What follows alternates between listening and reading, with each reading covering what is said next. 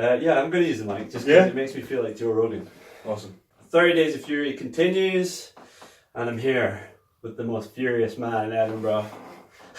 I'll take that as a compliment. After today, you'll find out why we call him the Lance Armstrong of podcasting. Elliot Reeves of Inspired Edinburgh. And actually, we're in Elliot's, I guess we could call it, I don't want to call it secondary recording studio, because it's somehow... You could call it that. Yeah. It's kind of pseudo office come recording set. Yeah, and I guess we're kind of baptizing it, shall we say? Yes. We're giving it a run through for the first time. I like it. It's definitely better than my front room. Today I'm with Elliot because I want to talk about something that I get asked a lot about. In fact, it's something I get asked about more than anything else, and that is Modafinil. Now, the reason Elliot's here today is I spoke about Modafinil on his podcast, which you can see here.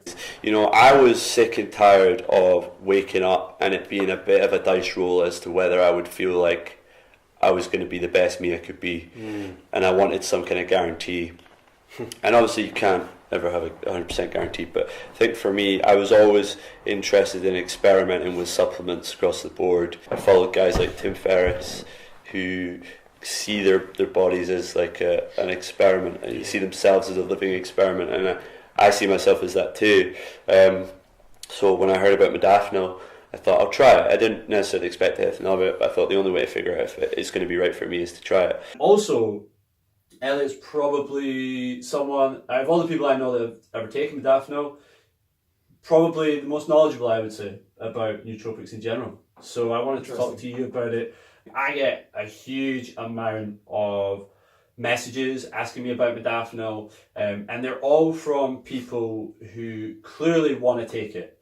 It's not, the questions are very loaded in the sense that there are people who have problems that they think Modafinil can address. Some of the questions range from as sensible as, will it affect my sleep?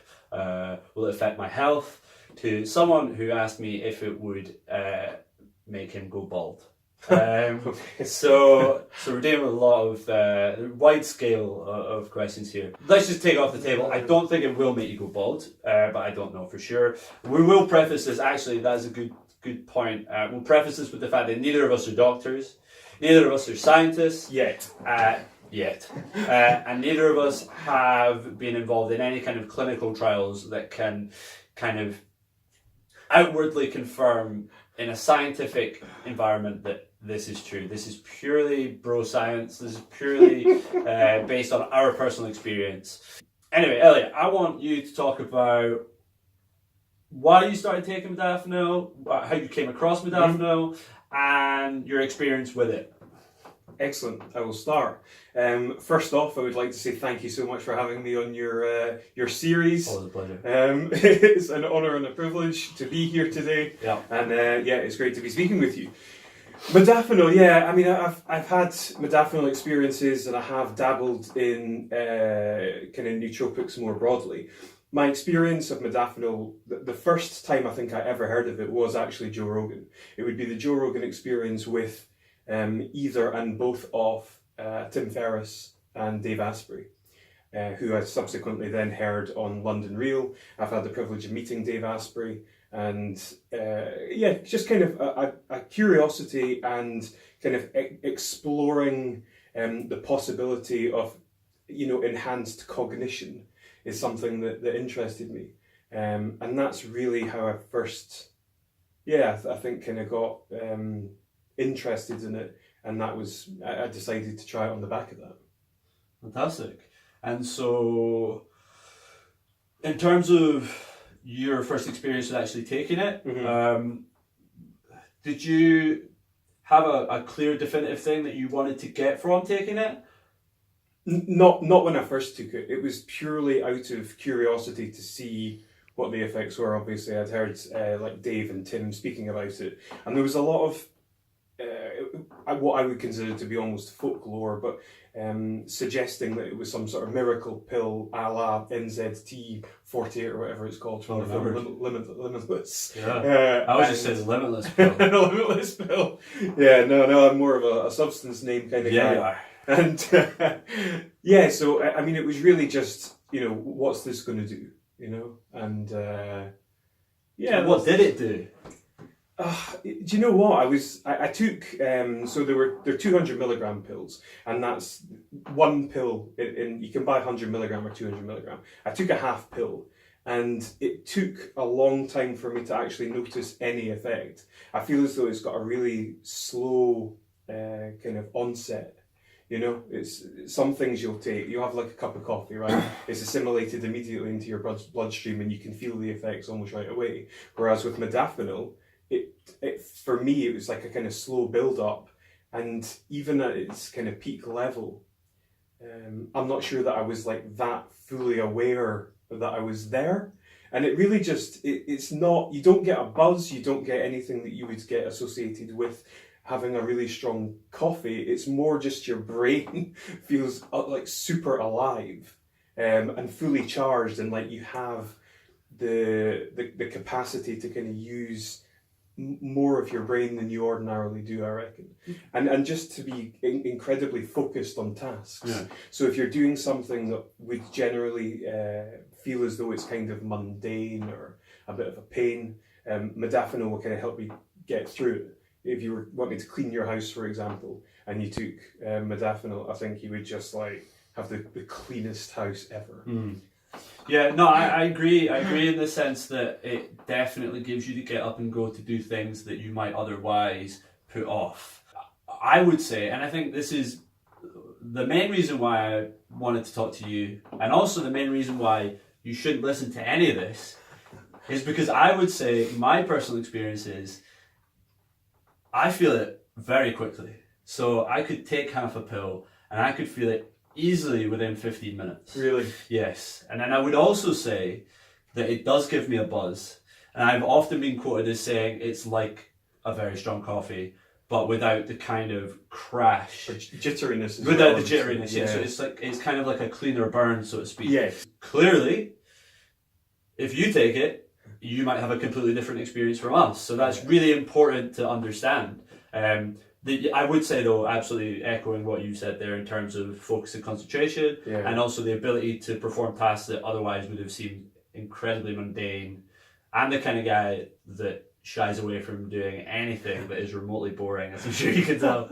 So the ability to do that is actually quite helpful sometimes. Yeah. What I would also say as well, though, that there's so many variables. There's like dietary factors, kind of environmental factors, if you like, when you take it, what you're taking it with. There's so many different variables with it, that no two people potentially will have the same experience of it. Definitely.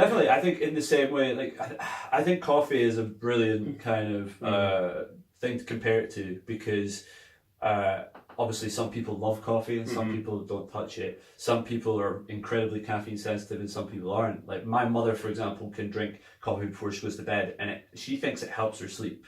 Wow. Which is clearly bullshit. Then you get some people who will have a cup of coffee first thing in the morning and they feel it all day. So I would say, from my personal experience, if you have 1,000,001 problems that you're trying to solve and you think that modafinil is going to do that, then it's not for you. It's certainly not going to give you anything that's not kind of naturally within yourself already. I always plagiarize Barocca and say it's you but on a really good day. So it's never going to give you anything extra. It's just going to kind of ensure that you can get out of the right side of the bed on the day that you need it. So yeah, and I would say that there's other ways in which people can look to improve their performance. There's probably things that people overlook, simple things, and I'm bad for it certainly. But things like diet, getting sufficient sleep, hydration, meditation. There's all these practices and these habits. But if people are looking to get something else, there's obviously bulletproof coffee. Shout out to Dave Asprey. Checks in the post. And another nootropic that I've had successful use with is phenylpiracetam, which Tim Ferriss speaks about. And yeah, I would sort of recommend those as good alternatives without going right in at the deep end with something like modafinil, which is strong. Yeah, I would agree that I think most people that get in touch with me are getting in touch with me because they want a quick fix and they want a simple fix as well. And really, if you want to change your life massively, there isn't going to be a quick or a simple fix for it. So a lot of those things that Elliot has just touched upon there. I would say, if you really want to try modafinil and you think that it can help you, I would say use it as a leg up to achieving the things you want to do, as opposed to the actual means to an end. Like maybe it can help you get into a good routine, but it's not going to help you stay in that good routine. If you think modafinil is going to make you something you're not, then you're sadly mistaken. And there's loads of other things that really, if you focus on them and you work hard on them, that you'll get far better results from. Speaking positively about biohacking in general, Elliot and I are both guys that experiment with ourselves in terms of the different processes that we use and the different supplementations that we use as a way of trying to improve ourselves. And I think what I love about Tim Ferriss in particular is that he never bestows too much on one thing, and he kind of accepts that there are limitations in everything.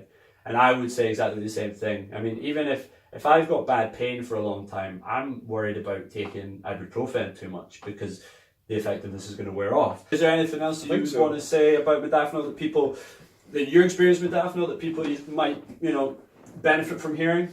No, I would just caution people because we don't really know what the long-term effects of it are. So if you're taking it, be like fundamentally clear on why you're taking it. And be cognizant of the potential risks and downsides, of which there's plenty, but there are with many things as well. So it's kind of it's one of those. I think that's it. Like, move cautiously in terms of anything that you're using. Aside from the fact that you don't know the medical effects, but just also question your reasoning as to why you're doing these things. I would expand that into other areas of your life as well, not just why you're taking modafinil or not. Exactly. This is what Inspired Edinburgh and 30 Days of Fury is all about. It's about a comprehensive worldview. It's about a system that you can apply to your whole life. So check out more of Elliot's stuff on Inspired Edinburgh. I will link to his stuff in the comments. Shout out to the matching microphone and shoes combination. Totally by accident, that's how we do it in 30 Days of Fury. Thank you very much, Elliot. You've been the most furious guest. It's been a pleasure. Thank you so much. Stay furious.